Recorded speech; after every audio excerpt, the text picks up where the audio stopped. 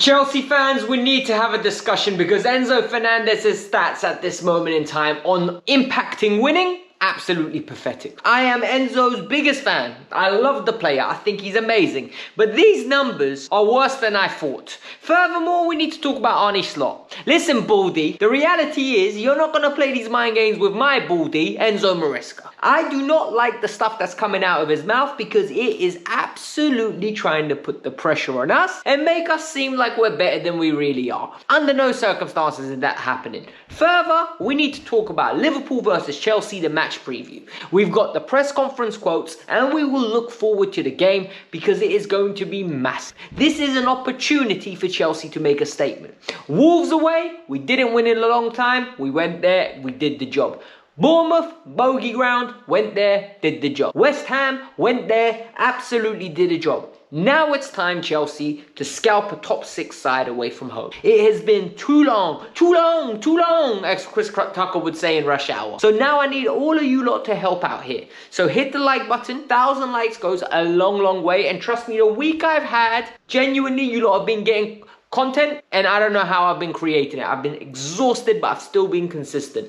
Furthermore, subscribe if you're new. Let's get started. Enzo Fernandez is quickly becoming our version of Paul Pogba. The reality is, some people love him, some people hate him, some people think he's amazing and contributes to Chelsea being good. Some people think his lackluster effort on the defensive end is absolutely criminal for somebody that basically offers nothing in the attacking end. That's the types of arguments that I have to put up with, left, right and centre. Everything's polarised. Somewhere down the middle is where I sit. I think he's a very talented player with a good passing range, good in tight areas. The issue is, if you give him a lot of ground to cover, the broski's struggling, and that English food has not helped his diet whatsoever. His body fat percentage definitely went from like 12% to 22% really quickly coming to England. All that processed food isn't good for you, and evidently my man's been enjoying it. But this has been very eye-opening for me, and these statistics are damning. There's no way I can spin these statistics. Chelsea with Enzo Fernandez, 65 games,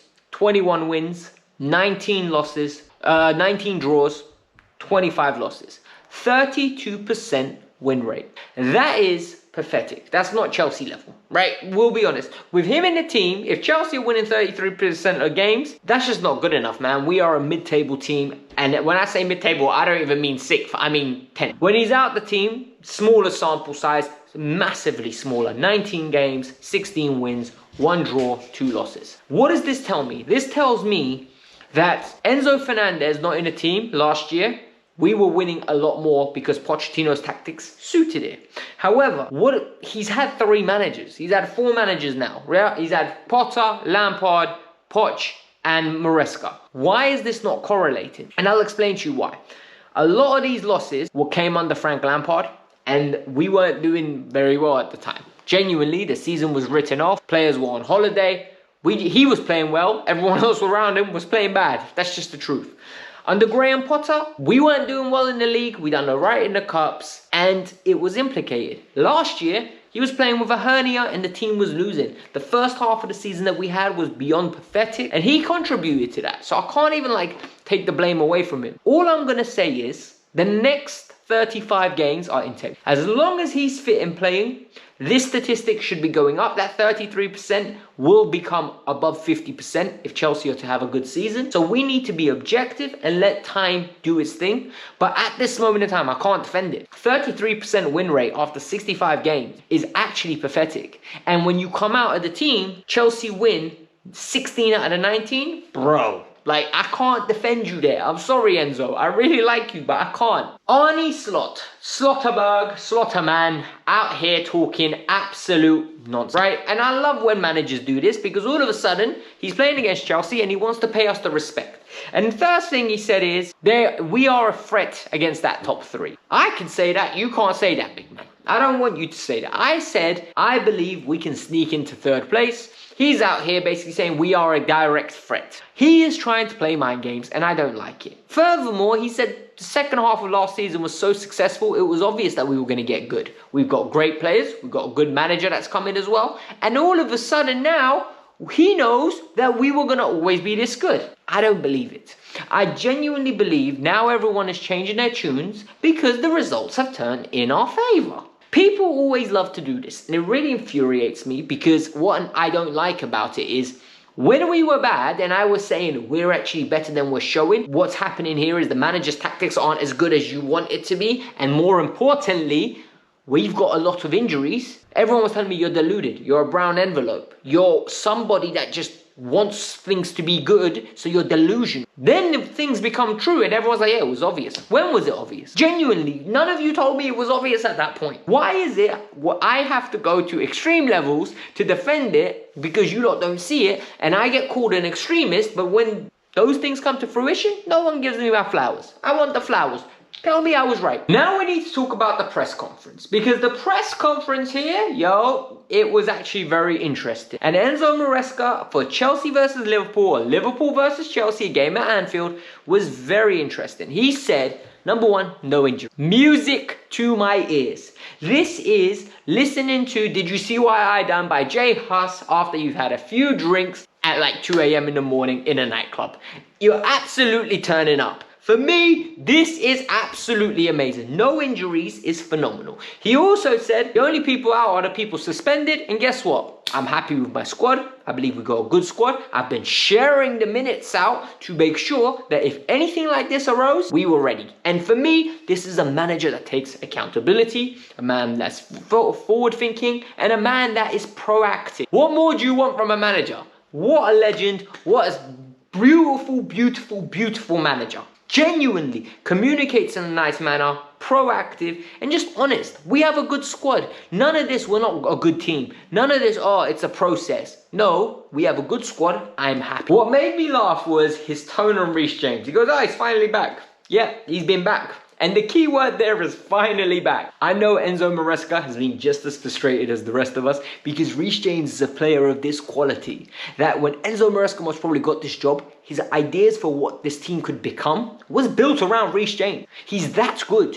And he also said, look, he's been training with us throughout the international break. He's ready to go. And one thing we need to take into account is this is a complex injury. This injury is very complex with Reece's body, and we're going to have to manage him the way we manage Romeo and the way we manage Wesley. Wesley Fofana and Romeo Lavia play 1 game a week because at the moment their body can't handle playing multiple games, and we need to make sure that they're recovering right. They are absolutely ready to go once a week, because you saw what happened with Romeo Lavia the minute he played 2 games. His knees couldn't take it, he pulled up another injury, and guess what?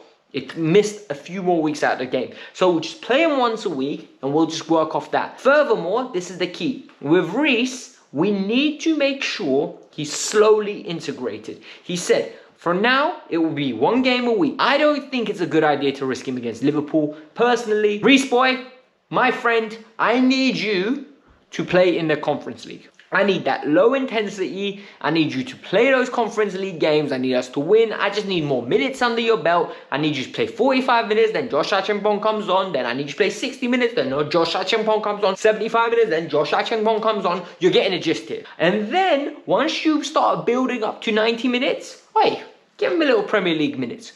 I do not want to see Reece James start games anytime soon in the Premier League. Malo Gusto's here for a reason. He was very complimentary of Malo Gusto. He said Malo Gusto's doing really well this year. He's very happy with the way he's playing. He's a fantastic player. He's progressing at a good rate, and more importantly, he's very mature for his age. And he also said, because they were asked, do you think Reece can do the role? He said Reece must stay fit, and I think this is such a good way to look at things. Reece needs to stay fit before we can start planning about Reece James in this team. Reece James is the second choice right back in my eyes. Because for me, Malo Gusto is the only one I can depend on week in, week out to be here. Until you prove to me you can stay fit, I can't make plans with you. That's just the reality of it. I'm sorry. And we've got to a stage now with Reece James where we just need to assume he's hurt.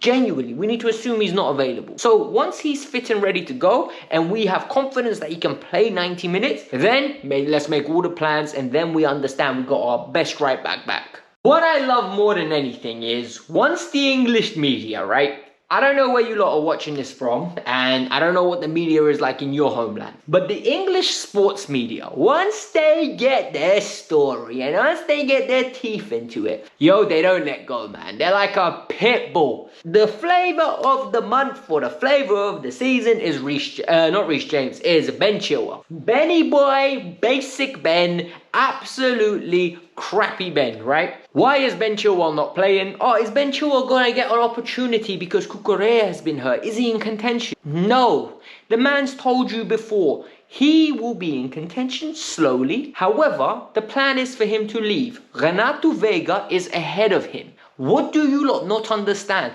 Why do they waste questions on a weekly basis to ask this stupid question? Either they're on the payroll for basic Ben, or they just want to stir up some drama and are hoping he plays. I don't understand why. Ben Chilwell is not of the quality that Chelsea Football Club need. He is not up to par and he will not play and should not play. It will be the first huge mistake that Enzo Maresca makes if he gets reintegrated into our first team. Not Conference League minutes, into our first team. This guy is not good enough. He hasn't been good enough for too long. Too long.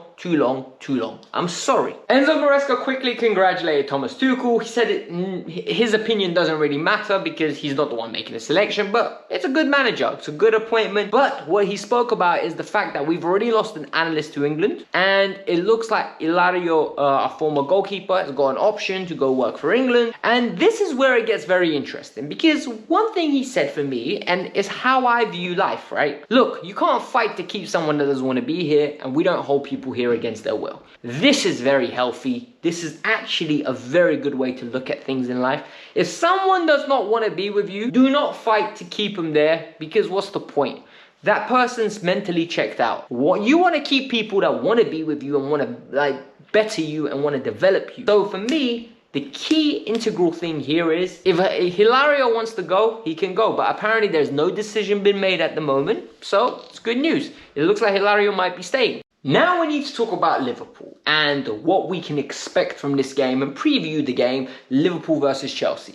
Enzo Maresca said they're a fantastic team. They've been a fantastic team for many years. And this game does not define our season. Whether we win it, whether we lose it. I think this is imperative that we get this in our head.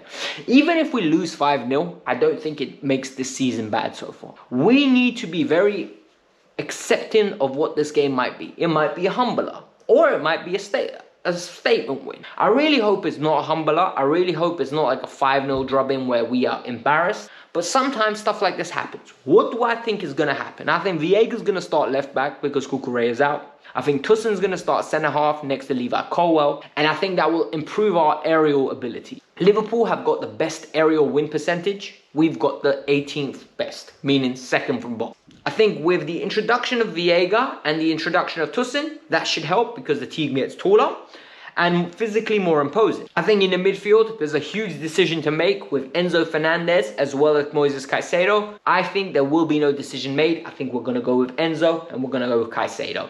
McAllister looks like he's a doubt for the game. That is massive. I genuinely believe Gravenberch, Szoboszlai and Curtis Jones is significantly weaker than if you put in McAllister in there, because that double pivot of McAllister and Gravenberch has been doing really well, and Liverpool have been having an outstanding season so far. I think the front three, I am praying Jota does not play. I do not want Jota to play. But knowing my luck, he will play because Jota does very well against Chelsea regularly. He's just a finisher, he's a pest, and he runs around. Diaz most probably will play, and on the right-hand side, Mohamed Salah. We're gonna need to keep him quiet because in my opinion, Vega's got a massive challenge on his hand and this will be the first test of his true ability. Going forward, I don't see any changes in the front line. I think we're going with Nico, Noni, Palmer and Sancho. In my opinion, Neto should be getting unleashed in this game. I don't think Joao Felix has done enough because Palmer's been so good. And I also don't think Mudryk is good enough to start this game. So it's very straightforward. I just think we can't get too up, nor can we get too down if we win or lose. I think we just need to be balanced, we need to be reserved, And this was the Kavkas View. I hope you lot enjoyed this video today. I genuinely wanted to give you a good build up. I wanted to talk about the Enzo Fernandez issue because a lot of you say I run from it. And I really don't. I just think I'm really objective when it comes onto it. And I think I give you my honest thoughts. So, if you want more Kavkas View, I've got the update on Kendry Pice potentially going on loan to Strasbourg. And why? Because he's been a naughty boy, apparently. A naughty boy, and he's getting disciplined. So, go check it out. Full story's there. Let me know your thoughts. Peace out. I'm out. Have a lovely day.